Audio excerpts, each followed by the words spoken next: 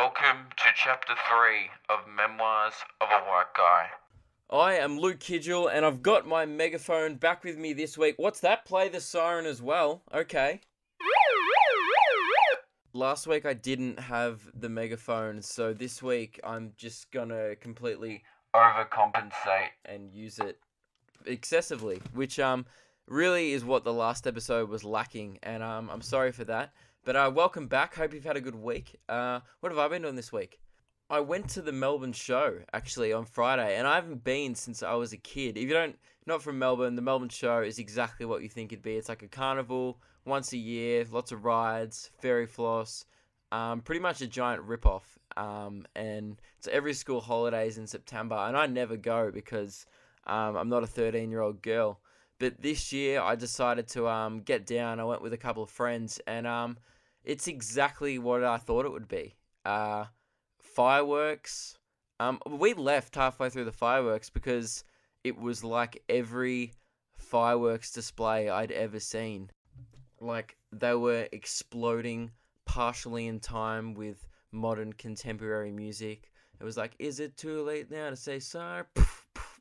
And it's like, it was just a bit, it bothered me actually. That really irritated me watching them, because whenever like the drop of the song went, all these fireworks went up like 1 second before the drop hit. And it's like, dude, you don't want to be the guy who misses the drop. So, not cool, Fireworks. Fireworks was that guy. But yeah, fireworks, man, I think I'm over fireworks. This is a big declaration, but it got boring by the end, because like at the start there was a red one and there was a yellow one, and I was like, ooh, red, yellow, and then it was like green, and I was like, oh, red, yellow, green, and then purple, blue at the same time. I was like, whoa, no way, purple, blue. And as a kid, you're like, yeah, purple, blue, and then they just repeated that for 10 minutes, and it was like green, green, red, oh, and then it was like yellow, red, and I was like, okay, where are we going next, fireworks? And then it just stays the same. Firework shows go on for too long. I don't know why. There's no punchline to the end of this. I just hate fireworks. Not hate.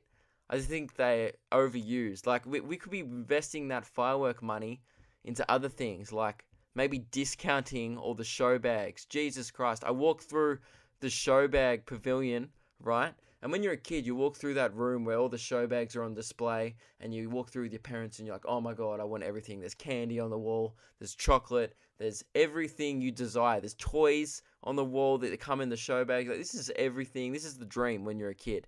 And then you walk through as an adult and you're like, I could buy all of this at Safeway for a heavily discounted price, and I would be able to buy just the things I want in the show bag for like $10 cheaper.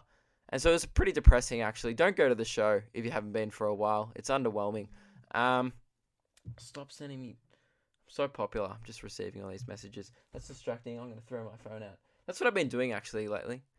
I've been going for walks to write stand-up. That's how I write my stand-up now. I leave my phone at home. Phones are so distracting. Anyway, what was I talking about? Yeah, the show. So I was tossing up between these two show bags, right? Because, I've first world problems. And I was tossing up between a Fruit Tingle show bag and a Hubba Bubba show bag. And I was like, man, this is the biggest decision I've made all week. I don't want to get this wrong. Do I want to eat Fruit Tingles for a week or Hubba Bubba for a week? And I realize now, as I say that out loud, no one cares what confectionery I'm consuming this week. But you know what? I'm going to tell you anyway, because, man, I made the wrong decision. I'm going to tell you that now. I love Fruit Tingles, right? And I was like, oh, Hubba Bubba's fine, but I love Fruit Tingles. So I was like, yep, I'm going to get Fruit Tingles. But the Hubba Bubba show bag came with a bouncy ball. Now that's how the decision got made harder immediately. I was like, do I want to have a fun item to bounce on the way home, or do I want my taste buds to be happy? We're going to do a sound effects test of which bag you think I chose. Did you think that was a Fruit Tingle bouncing on my desk, or a Hubba Bubba bouncy ball? I chose the Hubba Bubba one. So probably the worst decision I've made all week. Actually, no, talking about this on the podcast is the worst decision I've made all week. No one needs to hear about that. What else has been happening? Oh, Last night, me and Lewis Spears, a fellow comedian who some of you may know very well, he's got a fairly big online presence. We did a joint show as part of the Fringe Festival. Not really, because someone pulled out of this room, right? And then we got contacted and said, hey, do you guys want to have this, like there was a free room for comedy, do you guys want to have this spot? And we found out about this on Thursday, and then we're like, yeah, why not? And the show was on Sunday, so we quickly kind of pulled together a thing, and luckily it sold out in a couple of hours, which was cool because there was only 40 seats, so it was pretty intimate. But yeah, like all these people came in, and we just got to try like new material that we've been working on. It was pretty funny because I think people thought it was all completely new material. Like I've been doing some of that material since like April, like some of it, because it pretty much did all the material that I'd written between this year's comedy festival and now, because we're both writing our shows for next year's comedy festival. So we got to try out some new stuff, but I did do some new jokes for the very first time in front of a paying audience who may have partially known who I was. So that was pretty funny. Actually, all of them went pretty well, surprisingly. I'm very good. No, no, it was cool. It was good fun. What else? Oh, I did a gig in Warragul this week, right? And if you're not from Melbourne, Warragul is like an hour and a half out of the city. And me and a couple of buddies who I do stand up with drove like an hour and a half because, you know, it's a good experience to do those like kind of rural things. It's something a bit different. So like, yeah, let's do it. And we drove an hour and a half out of the city, did this country gig, and we got there, and there was 150 people there. I'm like, yes, this is going to be awesome. They're going to be so up for it. No, they were hating it. I don't know why they came. They were all just sitting there in their flannies, smashing tinnies, and like, go on, mate, say something funny. And I was like, well, honestly, I think I just came across as way too, like, city boy for them for some reason. Because they just hated me just because I wasn't from there. And I'm like, man, this is how foreign people must feel all the time. Because I was just like, you from Warragul, mate? And I'm like, no. And they're like, oh, look, we're fucking full. And they just showed me the door. So that was the first time I had ever experienced oppression. Actually, oh no, the Melbourne show, that decision was hard, and I felt oppressed that they just didn't give me that fruit tingle bag on a silver platter. So twice this week. It's been a hard week, actually. But yeah, they didn't heckle or anything. Like, they weren't an abusive crowd or anything. They were just very reserved and very withdrawn. And I feel like their idea of comedy was like me getting on stage, talking to a microphone and abusing them. And like, whenever someone yelled something out, I'd like shut them down or whatever, they'd lose their shit. And then whenever like I started doing material again, they were like, yep, I see what you've done there. I get it. Well done. And then I realized that they were perhaps weren't the most progressive of audience. They might have had a few backward values just from the 50s kicking around in the audience. And because I was like, oh, who's been watching The Bachelor lately? And all the guys in the front row just started shaking their heads like, oh, that's not cricket, mate. We don't even speak Richie's name up here. It's farmer wants a wife or nothing.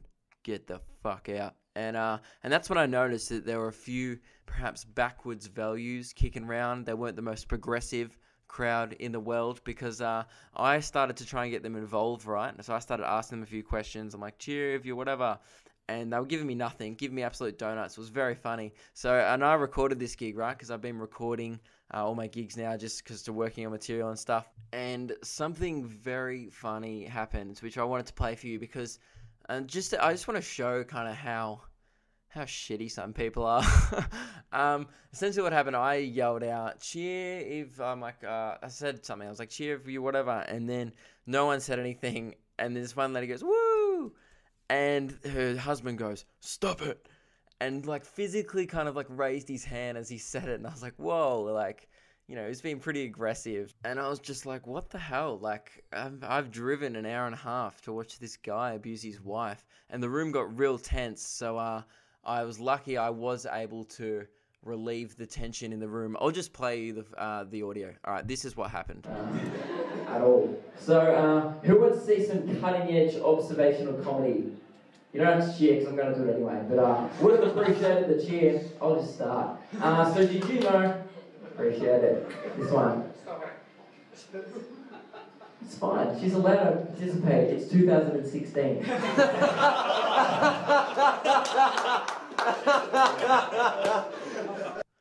And honestly, I don't think the crowd believed me. They were like, wait, what's 2016? We still have a video store. That's true. They still had like a private, it wasn't a Blockbuster, it was like an independent video store. So that's kind of where Warrigal's at. Man, I've just trashed on like what was a majority, like a really nice people in that crowd. Oh yeah, I wanted to read some iTunes reviews because some of you have been leaving very, very funny reviews on the podcast. So I thought I would do that right now. Oh, I have to get it up. All right, I'll get it up and then I'll come back. All right, I've got the reviews up. Here we go. Someone's left. Luke is funny. 5 stars. Oh wait, so that's the name. Their comment was funnier than Roven Sam. That's for sure.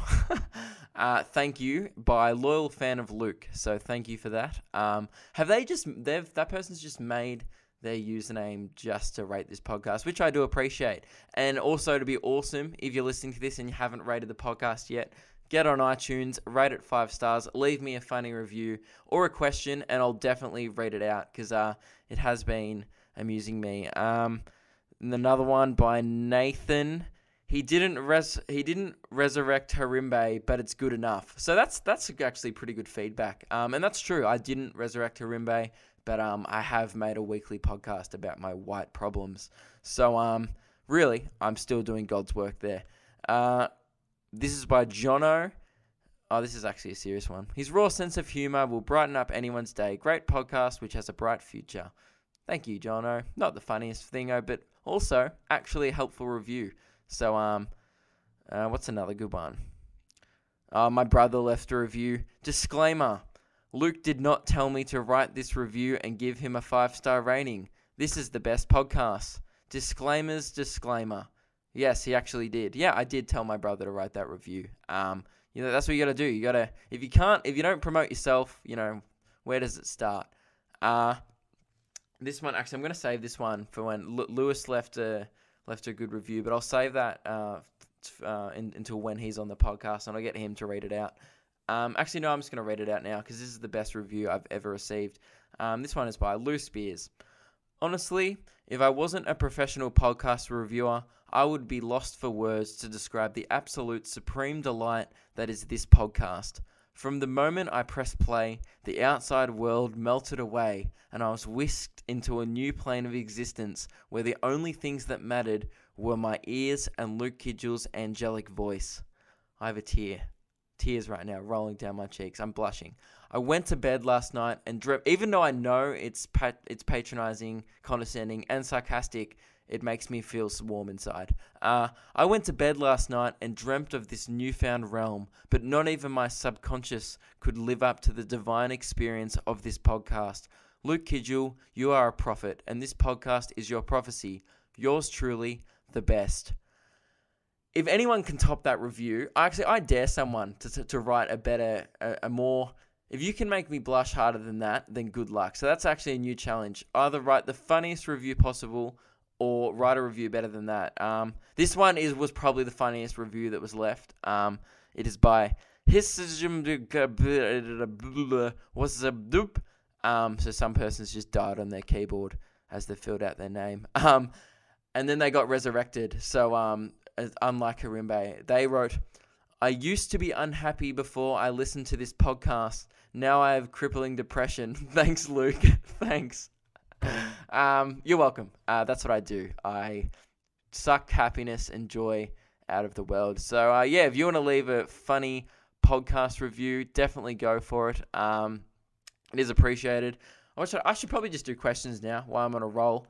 Let's do some questions. I'm running very low on questions, so keep sending them in either at my Facebook page or at luke.kidgell@gmail.com. So running pretty low, but I've got a couple of questions that left over from last week and like 1 or 2 from this week.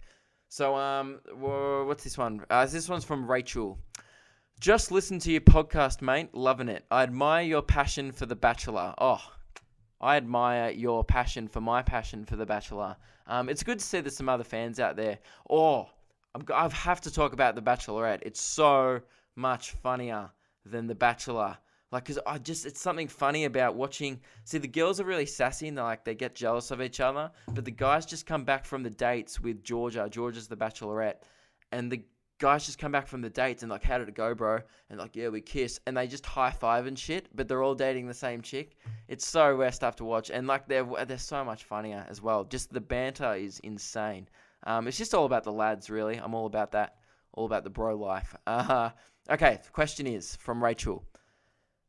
If you were to create /host/star in a reality TV show, not an existing TV show, what would it be? Oh, so I have to make up a new TV show, a new reality TV show. Okay, I wouldn't host it, by the way. I would get Osher to host my own show. I would star in it and create it, but Osher Gunsberg /Andrew G. Actually, this is what I would do.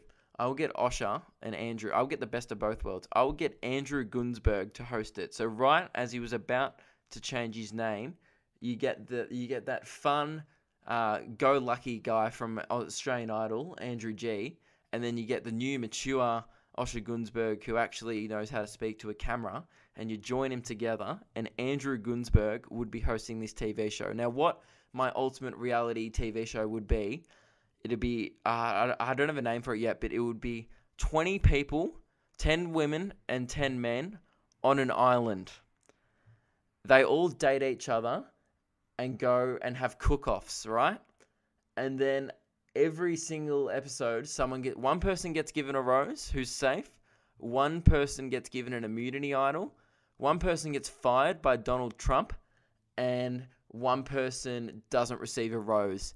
And every week, so I'm not sure. So one person's there, 2 people stay, 2 people go every week, and the rest just, 2 people are definite. Yeah, so it's pretty much, I combine, and then at the end, people have to take a shit on Zumbo's Just Desserts, because that is the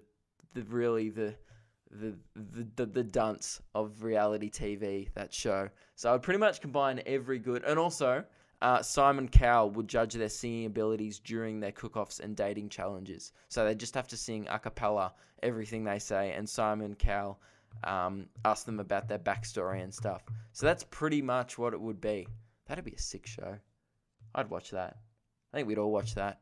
Man, imagine people like half dying on an island trying to like get to know each other, but also worrying about like what dessert they're going to serve up. And if or not, Donald Trump's going to fire them later that day. That is the most stressful scenario I could possibly come up with. Oh no. And then once the people who get voted out get punched by the red boxing glove in Wipeout just on the way out. They walk past that wall with the boxing gloves come out and they just get smashed in the face. What am I talking about? Oh, also, half the people would be celebrities, obviously, because that's every good reality TV show.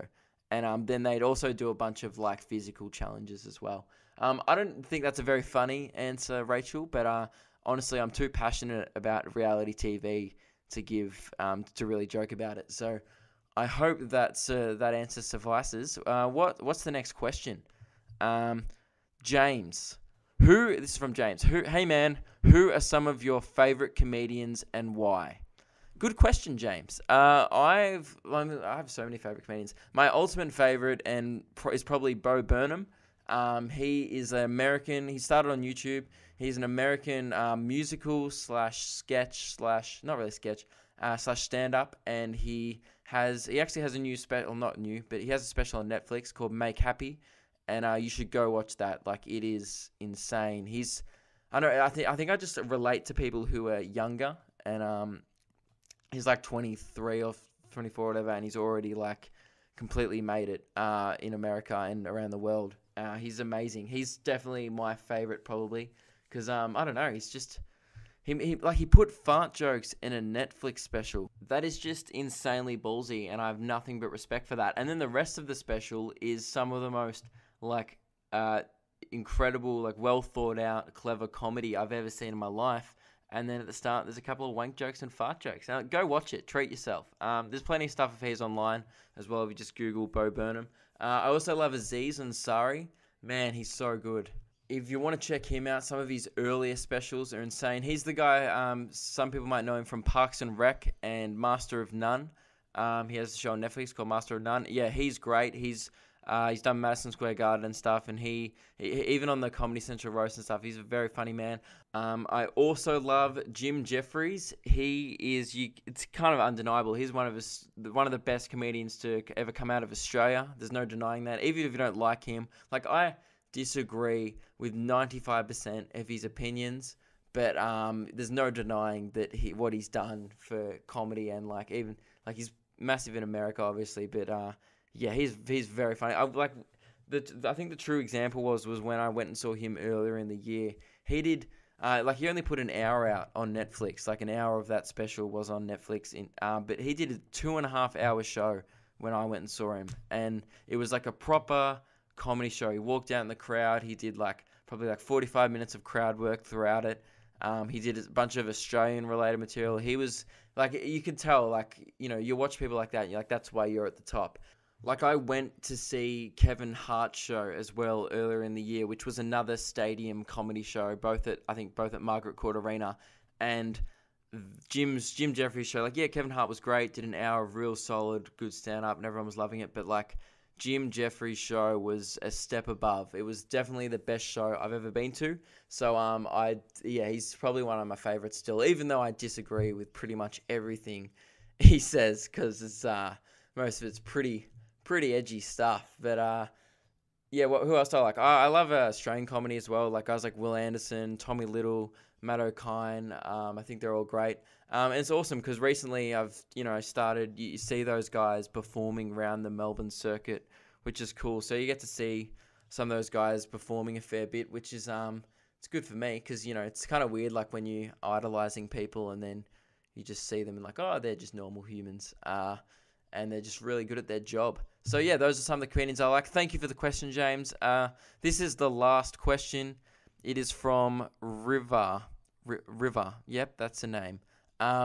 He said, so I'm only answering your question, River, because I'm using it as an example of how low the bar is for questions. So again, this is the last question. After this, completely out of questions. So I would really appreciate it if you're listening. I think first thing you think of, just send it to me. I'll answer it. Just try and be funny. I mean, you know what's funny about this? All the guys who send in questions, as you're about to find out, try and be really funny. And all the girls are just really genuine and I have actually a question that could be fun to answer. But all the guys just John last week, why is your podcast give me an awkward boner? This one, River, what is the best kind of petrol to sniff? Man, why do guys, I guess I think I'm funny. That's why I do comedy though. But this podcast has been very funny. Sorry for that. But man, why do guys always try and be so funny? It's embarrassing. I mean, I'm one of them. I'm part of the problem. But man, okay, I'm going to answer your question, River. What is the best kind of petrol to sniff? They're all good, mate. I don't have a preference.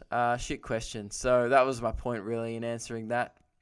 Thanks for sending it in, River. But honestly, I'm pretty sure you could come up with something better than that. Even something funnier than that, really. I mean, petrol sniffing is, it's pretty sad, mate. Lots of people suffer from an unleaded addiction. Got them diesel kick-ons the next day, so probably shouldn't be making fun of what is a serious epidemic around Shells and 7-Elevens everywhere. So yeah, that's the end of the questions. Ending that on a very underwhelming note. So please do send in your questions for next week at luke.kidgell@gmail.com or at my Facebook page. It would be appreciated. You got a question, just send it in. Even if it's a query, just send in a statement and I'll read it out. Really, it gives me content to talk about for this podcast. And also, thank you so much for listening. Today probably hasn't been the funniest episode because I'm pretty tired. We got home pretty late last night from the gig, and oh my god, I've completely forgotten about this. I was supposed to be overcompensating with the megaphone, but I haven't used it at all throughout, so I'll probably just talk a bit through the megaphone. It's very hard to understand. But yeah, damn, I was supposed to bring out the megaphone a lot during that, and completely... I had it sitting there. Anyway, thanks for sending in that underwhelming question, River. Is that really your name, man? It is. I'm not going to bag you. Is your dad's name Murray? Actually, no, that's your last... No, don't worry. That's your first name. Your dad's name isn't Murray River. Ignore the joke. Everyone, Just ignore the joke. Don't worry. Just cease to acknowledge what I just said. so it's good to make announcements with, and that's about it because megaphones again are literally very useless, which is the only reason why I use it because it's the only use it gets. What else did I want to talk about? I think that's about it. I should probably wrap it up soon. Really, I just wanted to. I didn't address The Bachelor at all last week, which really is a crime in this podcast. And I didn't address the finale. And obviously, I made the video about it, so you saw my thoughts. But really, Richie was following his cock a bit, wasn't he? Choosing Alex. Nikki was a star, and man, she took it like a champ. So if you didn't watch it, you obviously would have heard about it. Richie chose the wrong girl, but really, he was probably just in love with Alex. But yep, he chose the non-crowd favorite, Alex, over Nikki. And, I think he was just trying to get laid, honestly. And you could tell Osher was a bit, taken back by it all. I mean, because Osher's obviously my favorite character in the series. He's the man. He hosts it. He's the star. I don't know why people froth The Bachelor so much. Osher's carrying the entire show. But he's no Richie. Richie got called the most hated man in Australia. The most hated man. Because people were like, how dare you fall in love and be happy? Richie, how dare you? What was he supposed to do? Was he supposed to be just unhappy and because clearly everyone wanted Nikki to win because she was a champ. She seemed like a really nice person. But look, Alex had a couple of slutty lower back tattoos, and you got to hand it to her. Sometimes girls, if you want to get a guy, gaze at him uncontrollably through an entire season of a reality TV show, and have a kid when you're 19, and that'll probably get you across the line. Apparently, that's how you win it these days. So yeah, if you're looking for a guy struggling with the men, ladies, this is just some hot tip. Become a massive slut and go on TV. That's rude. Alex seems nice as well. Like nice in in a massive hallway. So yeah, that's the end of the podcast. Thank you so much for listening. Chapter 3. What's this going to be called? Probably something about Warrigal. Cool. Thanks so much for listening. Next week, I'll be back with a far funnier, hopefully, and less tired chapter of my life. Actually, yeah, it's just because I've been doing heaps of stand-up lately, so I just haven't been, smashing the vids or anything. But going to get back into it this week. It's going to be a big week. Got a few gigs, so I'll record them. If something funny happens, you'll hear about it next week on the podcast. The megaphone came back. What else did I talk about? Wrecked some guy and whoop for abusing his wife. That's always fun. And talked about The Bachelor. So yeah, this was a top shelf episode. So those who thought this was a good episode, a good chapter of my life, make a siren noise. Guys, stop it. You didn't have to. And thank you to every single person who came last night. I actually met a couple of you last night at the show, which was awesome. So thank you so much for those who came, who are listening to this podcast. It's pretty awesome, and I hope you enjoyed my new material that I've been working on. Some of it's coming along nicely. Obviously, some of it needs work, but I think that actually made it funnier at points because people were just confused at what they came to. They were like, wait, are these guys trying? And no, we were just a bit shit. But no, it was really fun. The show was called Luke and Lewis for no reason because we literally were doing it for there's no reason why we're doing it. We found out about it during the week, and 3 days later we were doing a sold out show to a bunch of people who just came along last minute. So thank you so much to everyone who came. Also, it's so rude of me. I've been doing this podcast for 3 weeks, and I need to give massive props to my buddy Stefan for making the website. So if you guys are listening to the website, I don't know how to do all that stuff. All right. So Stefan, he started in Pool Chat. He's in a fair few of my videos. He's the guy behind pretty much how every single thing on this podcast works properly. If you're listening to this, Stefan probably had something to do with it. So thank you so much to Stefan, my buddy. Just a shout out. Make sure you leave a 5-star review on iTunes. In a comment, send me a question or just a topic you want me to talk about at luke.kidgell@gmail.com, or just write a question in your review or send me it on Facebook. Either way, should be fun. Thank you very much for listening. Hope you enjoyed it, and I'll be back next week with another chapter of the epic tale that is my life. You know, who knows? I might buy another show bag this week. Anything can happen in this crazy world. All right. Thank you very much for listening. Bye. I do that too much. It's like my go-to. Okay, wait. Thank you for listening. Bye.